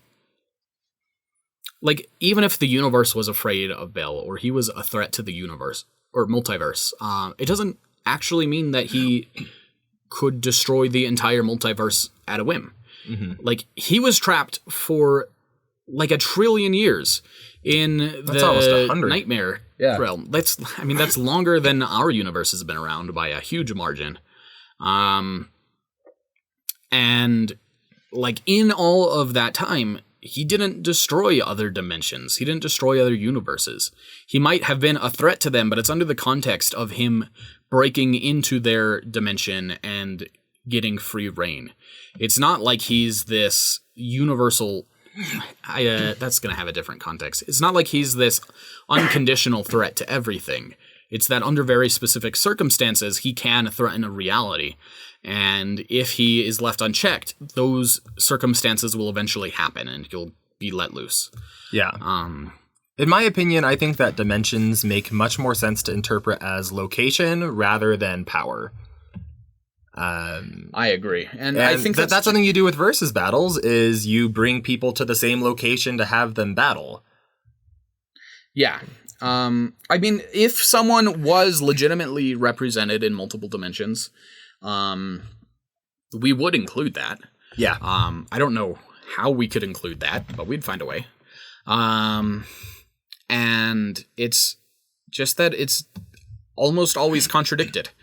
There are very rarely characters who are presented in a believable way that they exist in more than one dimension. A good example is Lovecraftian horrors. Yeah, that's what I was thinking. They are basically the prime example for existing in other dimensions, higher dimensions, because the whole concept is that you don't see their whole being.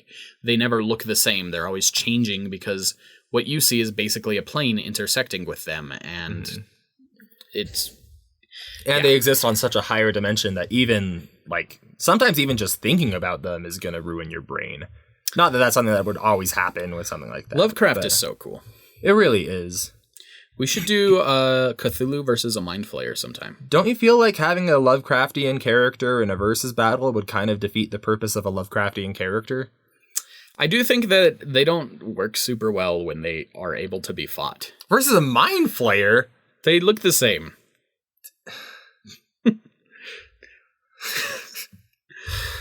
Okay. Anyway, moving on, back to Bill. That's kind of where we're standing about the 11th dimensional people. It's not very supported. I think some of the evidence is made up. And there are explanations other than Bill being 12th dimensional for them. There's certain feats that get shared around so much that people don't ever go to check the source, and they end up not existing. That happens all the time. And no one believes me when I bring them up because they feel like we lowball everything else, and so we're lying about that thing. Check your sources. Please. If you want to convince us of anything, rather than making a statement, take like a screenshot of what's going on from the actual source, and I promise you we will pay so much more attention to that than if you just say something. Yeah. Okay, lore. We have Bill should absolutely... I guess we talked about this, about him not lying about deals and why his presentation to Ford was accurate, with him growing huge and biting the planet in half. He does lie about deals. Yeah. And then we talked about him being a higher dimensional being. Arguments. These are all of the arguments I've seen for why Bill should have one. One I saw brought up a lot is that Bill has infinite power, which, as far as I could tell, has literally no source. So I'm very confused about where that came from. I suppose if you use the interpretation that the second dimension he destroyed was infinite, he would have had to have infinite power. Here's an example of him not having infinite power. Him punching a barrier and it not breaking, and him having to hit it many, many times. Yes. Or him hitting the treehouse thing and it not being destroyed. Treehouse. I guess that was the Mystery Shack. If power is infinite, can you hold back on it? No. It will always be infinite. Which is why basically no characters get infinite power in our series, because we, I don't want to say we understand infinity. That sounds condescending. That but does. We treat... That's like the most condescending, I didn't mean it that way. We understand infinity over here at the Smash bracket. Not what I meant. I mean that we treat infinity as actually being infinite. And so you can't reduce infinity. It is always infinity. And so, if a character ever has showings where they are measurably less than infinite, they can't have infinite power. It's just not possible. People, I know for a fact, are going to say, but there's different kinds of infinite. There's levels of infinity. There are, and the only way that it makes sense, the only way that you could say this character demonstrated a feat of infinite power and it didn't have infinite destructive effects is by saying there's a higher level of infinity and the thing that they hit had a durability that was a higher level of infinity. But in that case, it would do absolutely nothing. So the options are, with infinite power, you either destroy everything you hit in one hit, or you can't do any damage to something because it operates at a higher level of infinity than you. There's no other options. Yeah. So it's problematic, but also not backed up. Yeah. For Bill. Yeah. I've seen people say that he is completely invincible to physical attacks, which... Demonstrably wrong. Yeah. Lots of instances of him being hurt. I've heard a lot of people say that's just his physical form, though. I don't know how to interpret that. Maybe you will. I mean, I suppose that could be true. In which case... I hate to break it to you, but his physical form is his stronger form and what we used. I think there are some incorporeal enemies in Final Fantasy, which would imply that Sephiroth could hurt Bill even in his spirit form. But even if he couldn't, Bill couldn't do anything to Sephiroth in the mental form. So I don't really know what the end goal of that argument is, to be honest. I've seen people say that he could regenerate infinitely, which we've talked about. Even if that's true, it would take too long to matter in our series. He also had to pray for help to come back when he was being destroyed. Yeah.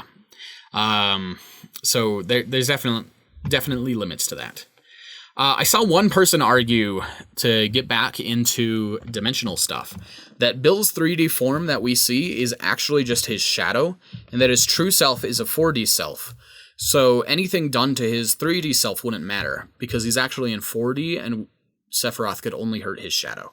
Why did they argue that? Because we have shadows that are 2-dimensional, and so a 4th-dimensional being would have a 3-dimensional shadow.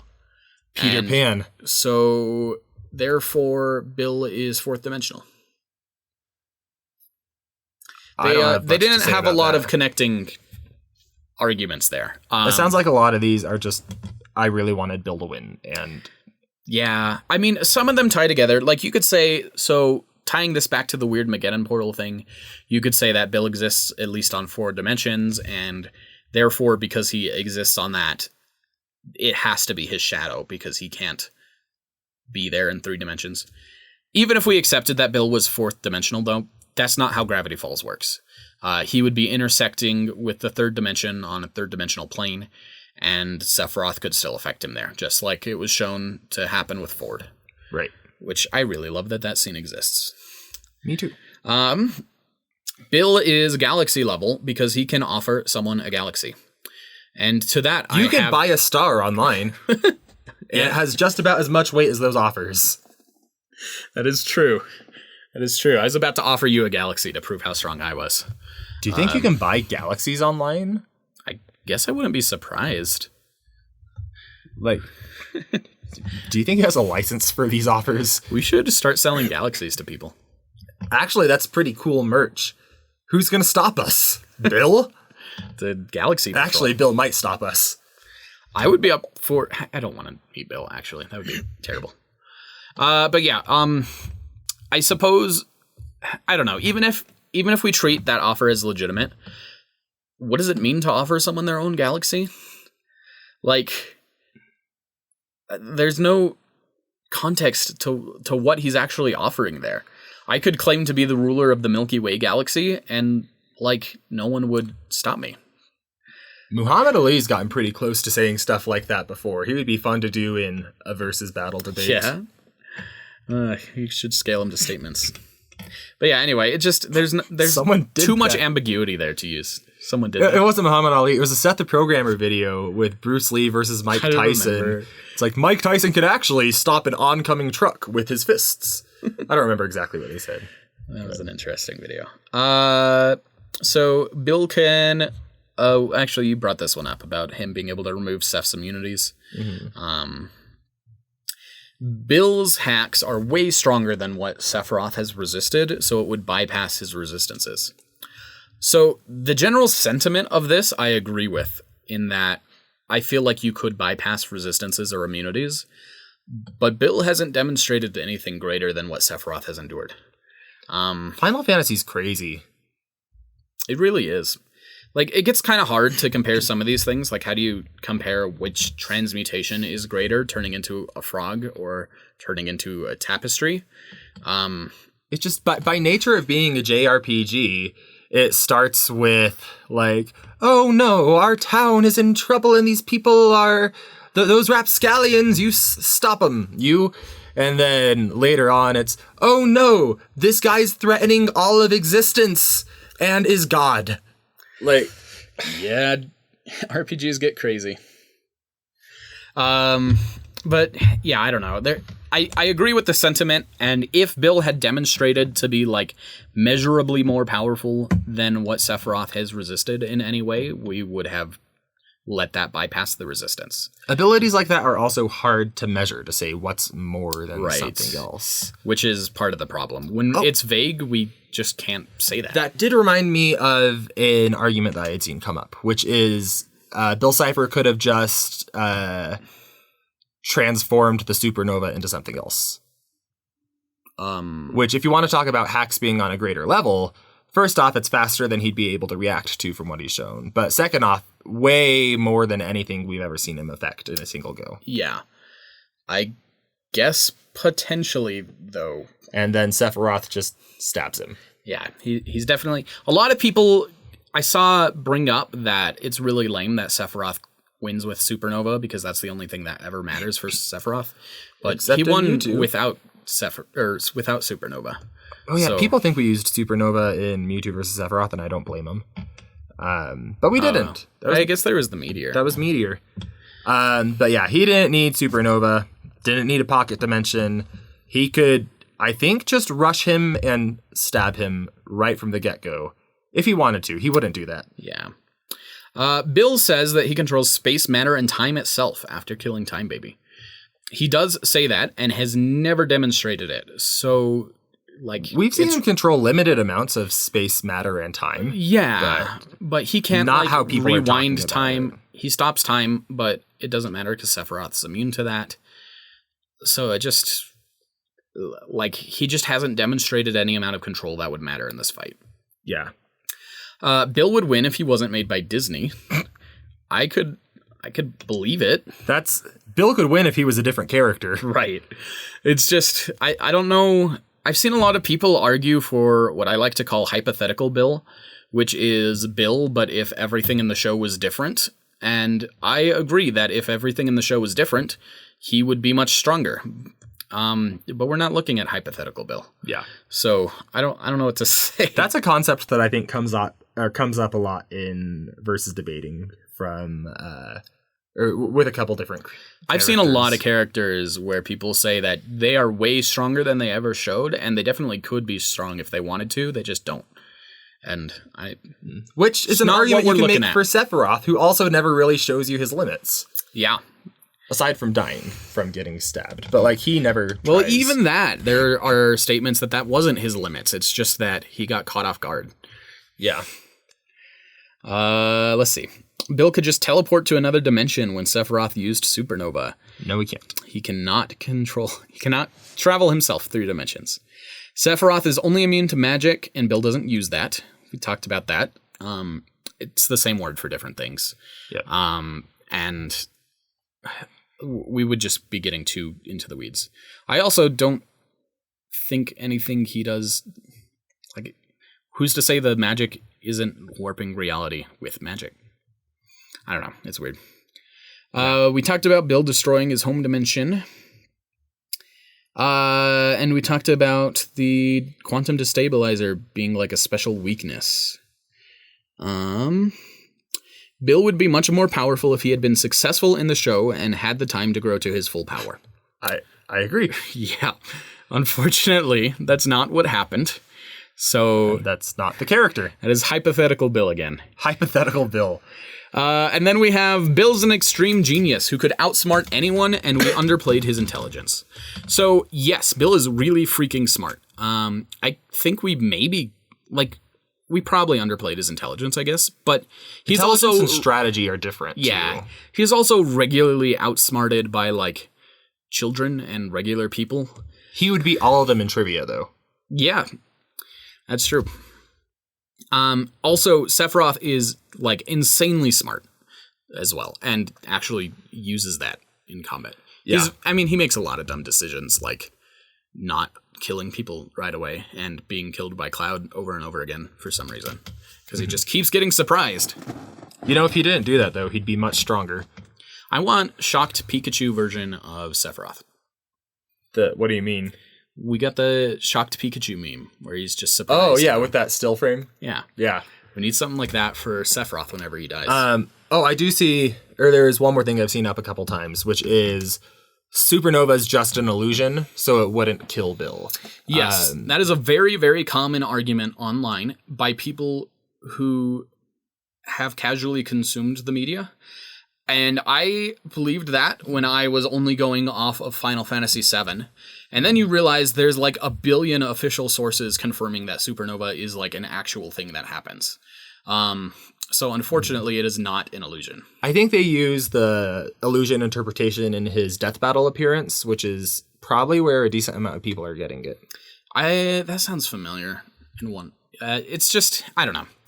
Like, I agree that there's a lot of stuff that hints that it could be an illusion. And if it weren't for the other sources, that's probably how we would rule it. Because it just is nonsensical.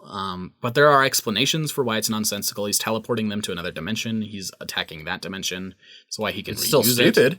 It is still stupid. But, like, it's explained, and it's clearly something that is actually physically happening, unfortunately.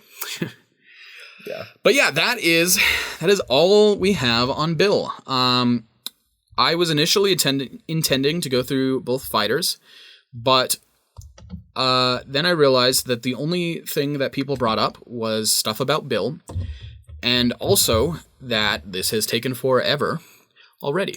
Yeah, we're at an hour 40 minutes, hour 50 minutes, something like that. So, I don't think that there's too much to go over with Sephiroth in comparison. Yeah, the only points of contention I saw brought up were what you said, that supernova could be an illusion, and then a few points about Sephiroth tanking supernova, which could be that maybe he's just immune to his own magic, so it shouldn't be durability, and maybe it is just like he projects an illusion of himself there. Mm-hmm. I've seen people expand on that further, saying it can't kill Cloud or his party, so you shouldn't like give it the real value of its effect. It's worth like 15/16 of a Cloud. Yeah. I don't know. I get where people are coming from. I'm honestly still a little undecided on it myself. You see it destroy planets, like just shoot through it, and it's clear it's doing crazy stuff. Yeah, but it also like slows down weird, and it's really weird that Sephiroth is just completely unaffected by it. But it's also the only time we see him actually just tank it is when he is Cipher Sephiroth. And it's the only Cipher Sephiroth feat that we have, except the comparisons where you could say that this has to be the strongest Sephiroth because it's like the last form you fight. So I don't know. I don't a feel question like it's I an saw outlier. about Sephiroth on our Mewtwo video is, would he be able to get into Cipher Sephiroth form within a battle? Honestly, I have no idea. There's no context about Cipher Sephiroth at all. That's a similar argument I see with like hypersonic or things that require a ritual. Like, it's just hard to know. There are details about how hypersonic happens. I gotta stop talking about Sonic. You do. With Cipher Sephiroth, it's literally like you go to this place and it's like, we're going to fight Sephiroth now. And then you fight Genova Synthesis. And then after you beat that, it like fades to black and then fades in with Bizarro Sephiroth. And then after you beat that, it fades to black and then it fades in with Cipher Sephiroth. And there's no dialogue or explanation for anything, ever. It's not clarified in any additional sources. So it just is a thing that happens with no context or explanation. So maybe it's something he can only access in very specific situations. Maybe it's something he could do whenever he wants. It might actually not even be Sephiroth. It might just be like things that he summons, but we assume it is because it's his name. So it's weird. It's frustrating. And that's why we don't use it in the animation much. Also, it looks stupid. It looks so bad. I've seen some updated renders of it, though, that like fans have made, and that looks pretty cool. Oh, really? So it'll probably look better whenever the remake gets to that point in 12 years. Hopefully. Anyway, anything else for Bill versus Sephiroth? I think we've touched on about everything I've seen. There's a lot that we could get into with Sephiroth if we wanted to go over all his feats, but I feel like people are generally happy with where we have him, and have less problems there. And I figure that if people want us to do a deep dive on Sephiroth, we should do that as a different video. Yeah, most of the concerns, like you said, were with Bill. Yeah. So I think what we'll do with this series is deep dives into one character, how they interact in the battle, or maybe just arguments about a battle in general, instead of a specific character. Yeah, like video by video or podcast by podcast. But yeah, I guess let us know if there's another character you want us to dive into, if you want us to do Sephiroth. If not, we will probably do this again for characters when we talk about Greninja versus Diddy Kong, which is coming up next. Yep. All right. Well, then, we will see you all later. Thank you guys for watching or listening wherever you're at. Not exactly sure where we're going to post this. I think we're going to try and have it as a podcast on all major podcast platforms. And I'll probably upload it to the YouTube channel for Smash Bracket Crew. I do know that it helps a lot with podcasts if you can go like leave a review, especially on iTunes, since apparently they're the only podcast platform that matters. Which Bill, by the way, can possess all of you to make you go leave a positive review for this. Yes, please go leave a positive review, 5 stars, or Bill will steal into your reality from all of the triangles in your house and possess you. Oh my gosh. What counts as a triangle? Does a square count as 2 triangles? I think a square is 4 triangles. Oh, depending on how you divide it. I guess you're kind of right. Anyway, yeah, thank you all for listening. This has been going on for a while, but it was a lot of fun, and I hope it kind of gives you a better insight into how our brains work and the behind the scenes of this. If there's any other topics you want us to cover in this format, let us know as well. And we'll see you in the next one. Bye.